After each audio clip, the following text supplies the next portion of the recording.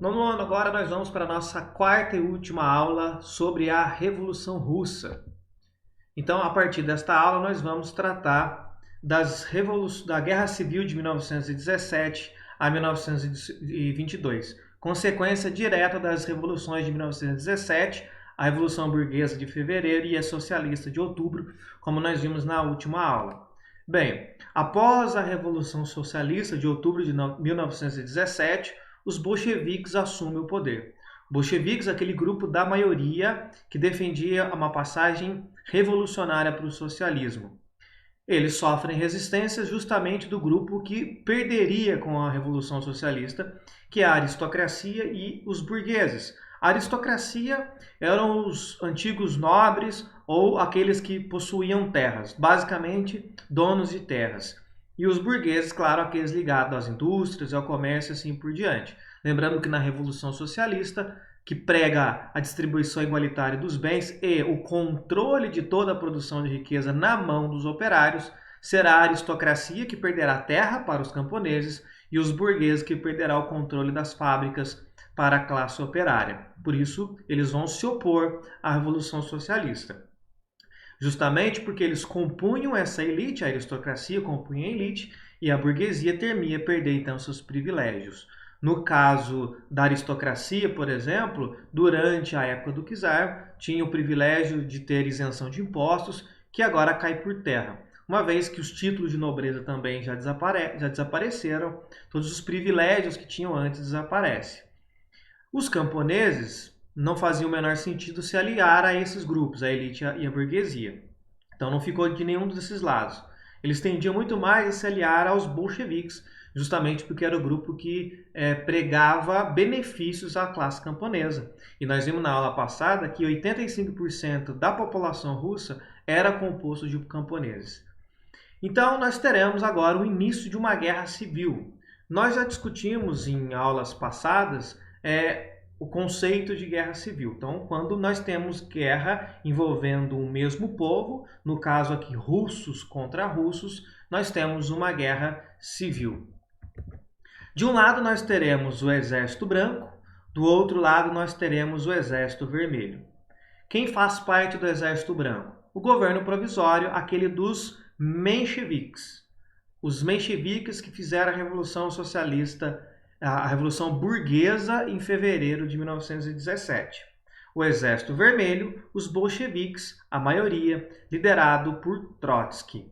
Então, reforçando, o Exército Branco era daquele grupo dos mencheviques, a minoria, que fez a Revolução Burguesa em fevereiro de 1917, e os bolcheviques, liderado por Trotsky, que fizeram a Revolução Socialista de outubro de 1917. Bem, essa guerra vai ser uma guerra marcada por muita violência. Os soldados usavam trens para fazer ataque. Então eles paravam nas estações de trem e atiravam nas pessoas que estavam na estação de trem. Então muitos civis foram atingidos com essa guerra, até porque uma das características da guerra civil não é só o mesmo povo lutar contra si. Então você não tem muito claro quem pertence a qual grupo. Então, qualquer pessoa é um alvo em potencial. É difícil você identificar numa rua quem defende os mencheviques e quem defende os bolcheviques. Então, muitas pessoas vão morrer e inocentes morreram nessa guerra. Então, uma guerra civil marcada pela extrema violência. Então, nasce um conceito chamado comunismo de guerra. Bem, a guerra civil, claro, arrasou a economia. Uma das consequências fundamentais de uma guerra civil, e que sempre ocorrerá numa guerra civil, é um desastre econômico. Ninguém sai de uma guerra civil fortalecido economicamente, sempre sai arrasado economicamente. Então, os bolcheviques terão que tomar algumas medidas extremas para recuperar essa economia. Então, eles estabeleceram o chamado comunismo de guerra, que se tratava de uma série de medidas, como, por exemplo, o confisco da produção agrícola para fazer a redistribuição para a população. Basicamente, os bolcheviques que estavam desde outubro de 1917 controlando o Estado, eles iam nas fazendas produtoras de alimento, confiscavam o produto e depois redistribuía para a população. Então, basicamente era isso. Então, pegava o produto das fazendas e depois redistribuía para a população. Uma segunda medida foi o estabelecimento de cota de produção agrícola, que deveria ser entregue ao governo. Então, eles estabeleciam a quantidade e o produto que uma determinada região deveria produzir. Então, estabelece quantidade, estabelece cota de produto que cada região e cada produtor deveria produzir. Uma terceira medida, a suspensão da liberdade de imprensa e de expressão. Lembre-se que uma das primeiras coisas que os bolcheviques fizeram quando assumiram o poder foi dar liberdade de imprensa. Agora eles estão tirando esta liberdade. Evidentemente, eles vão começar a tomar uma série de medidas que são passíveis de críticas, que serão impopulares. E, evidentemente, a imprensa tem o papel de fazer a crítica dessas atitudes. Quando a imprensa começa a criticar os atos dos bolcheviques, eles voltam a fazer o que o imperador fazia, controlar aquilo que a imprensa censurava. Bem, aqui eu chamo a atenção por um detalhe importante.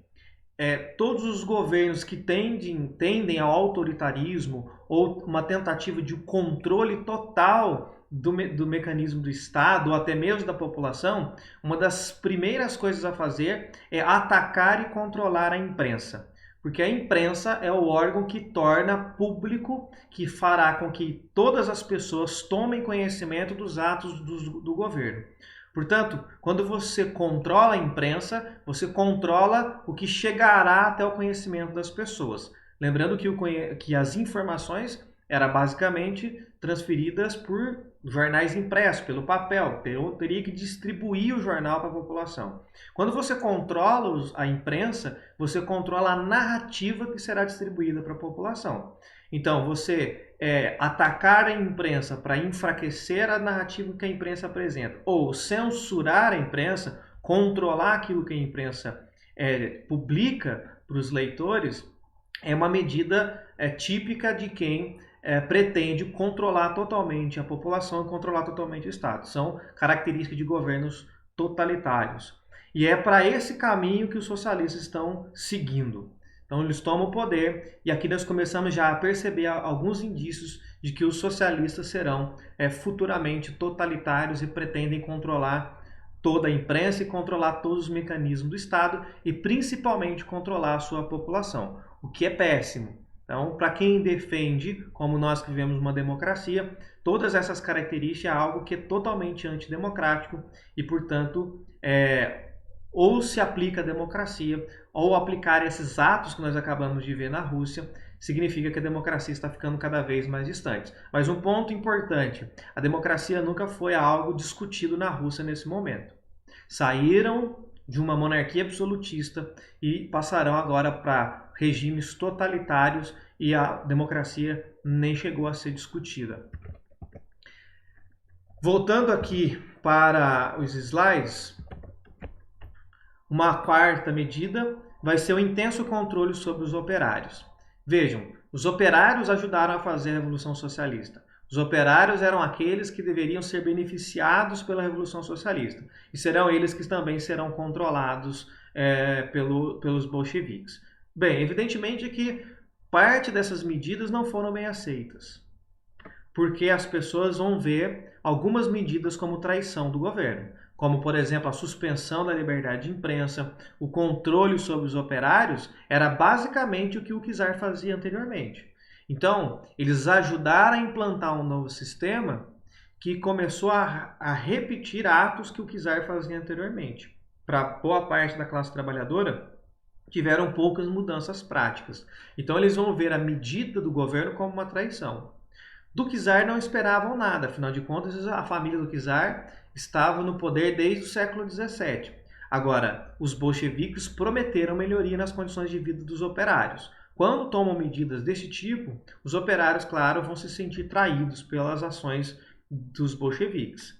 Então, vão sofrer uma outra questão importante é que os bolcheviques vão começar a reprimir a oposição. Então, todos que passam a fazer oposição aos bolcheviques vão sofrer repressão. E aqui vem um ponto importante. Essa repressão não será só sobre os mencheviques. mas será também a pessoas que num primeiro momento defenderam os bolcheviques e que ao se sentirem traídos pelas ações dos bolcheviques, passam a criticar e com isso também se tornam inimigos e também sofrem repressões. Esta é uma outra característica muito típica de governos que tendem ao autoritarismo, ao totalitarismo, é que com o passar do tempo, as pessoas que ajudaram a consolidar esse poder, a colocar essas pessoas no poder, passam em algum momento a ser vistas também como inimigas. Quando passam a criticar, passam a ser vistas como inimigos. Então eles prometem uma coisa e oferecem outra. Quando criticam, são criticados por terem oferecido esta outra coisa e não ter oferecido aquilo que prometeram anteriormente, eles passam então a reprimir as pessoas que criticam. Então essa é uma outra característica que nós veremos várias vezes a partir de agora em outros casos de regimes totalitários e autoritários. Continuando aqui, se nós somarmos então a Primeira Guerra Mundial, a Grande Guerra, mais a Guerra Civil que a Rússia passou, mais os atos do comunismo de guerra, nós teremos a maior fome do país. Então vocês perceberam desde o início desta matéria que a situação da Rússia era miserável desde o final do século XIX. Mesmo há muito tempo antes da saída do czar, da abdicação do Nicolau II, a situação já estava ruim. E ela vai se agravando cada vez mais. Se agrava com a entrada na Grande Guerra, se agrava com a Guerra Civil, se agrava ainda mais com o comunismo de guerra. Então nós teremos um desastre total e os números são assustadores. Em 1920 estará contabilizado 5 milhões de mortos de fome por consequência de todos esses atos desastrosos que vieram na sequência. 9 milhões de mortos no total. Então, se for somar os mortos de fome, mortos nas guerras, na Grande Guerra, na Guerra Civil, passa de 9 milhões de mortos no total. Bem, com essa situação toda, será preciso tomar algumas medidas econômicas para poder recuperar a situação da Rússia. Aliás, estão tentando fazer isso desde o final do século XIX. Então, a situação desastrosa da economia da Rússia vai exigir medidas urgentes. Então, será criado a nova política econômica, ou NEP. A sigla NEP é por conta da sigla do termo em inglês, New Economic Policy. Então, nova política econômica e a sigla seguindo a língua inglesa. Basicamente, na nova política econômica, eles vão seguir princípios capitalistas com princípios socialistas. Os socialistas, claro, como eles são anticapitalistas, vão chamar essa nova política econômica de um recuo tático. Na palavra deles, seria dar um passo para trás, ou seja, aderir às ideias capitalistas, para depois dar 2 à frente, eliminando o capitalismo e ficando somente com as ideias socialistas. Por isso, dar um passo atrás para dar 2 à frente. Quais foram as medidas da nova política econômica? A permissão à comercialização dos excedentes dos agricultores após pagar impostos. Então, quando o produtor agrícola plantou, fez a sua colheita, o que sobrou, ele pode vender. Então, é basicamente isso que está acontecendo. Antes ele não podia, o Estado recolhia tudo que era produzido para redistribuir. Agora, o que sobra pode ser vendido. Depois, é claro, de ter já efetuado o pagamento de imposto. Vai ser permitida a abertura de pequenas empresas e comércios privados, porque na Revolução todo o comércio pertencia ao Estado, então tudo é público. Agora permite-se a abertura de pequenas empresas e comércios privados. Um cidadão pode lá abrir um comércio. Setores básicos, como por exemplo transporte, comunicação, os bancos, todos sob controle do Estado. Bem, após a nova política econômica, nascerá então o Partido Comunista. Tá? A nova política econômica trará resultados, então isso é importante destacar. Haverá melhorias e mudanças significativas na economia. Quando as coisas começam a ir para um rumo um pouco melhor, após então a nova política econômica, cria-se o Partido Comunista. Isso em 1922, e aí o Partido Comunista vai criar a União das Repúblicas Socialistas Soviéticas, conhecido também pela sigla, né, URSS. Nós veremos bastante esse nome daqui em diante, as iniciais aí também, que nada mais era que a união das repúblicas que foram subordinadas ao governo bolchevique. Então serão outras nações que vão se subordinar ao governo bolchevique. Bem, o líder de todo esse movimento até aqui foi o Lenin, como nós vimos anteriormente. E aí, em 1924, ele morre. Então, o líder do movimento morre. Então, nós teremos uma disputa do poder pelos socialistas. De um lado, nós teremos o Trotsky, que nós vimos ainda nesta aula, que ele liderou o Exército Vermelho na Guerra Civil, e teremos também o Stalin. E eles defendiam algumas ideias diferentes. Por exemplo, Trotsky defendia que a Revolução Socialista deveria ser expandida para outras nações. Já o Stalin falava que era preciso, primeiro, consolidar na União Soviética, na Rússia e nas repúblicas socialistas soviéticas, depois expandir. Então, eles ainda estavam numa situação muito delicada, não estava ainda consolidada a Revolução Socialista. Então, Stalin defendia primeiro a consolidação e depois a ampliação. Bem, o Trotsky acabou se tornando basicamente um inimigo. Ele vai ser expulso da União Soviética, vai ser exilado, e ele vai para o México, e lá no México ele é assassinado. Ainda não há documentos que consigam comprovar, mas os indícios são fortes de que, claro, a mando do governo socialista russo, que o Trotsky foi assassinado no México. E o Stalin assumiu então em 1914 e vai ficar no poder até 1953. E aqui então nós encerramos a nossa terceira unidade. Nós voltaremos a falar desses personagens da União Soviética em matérias futuras.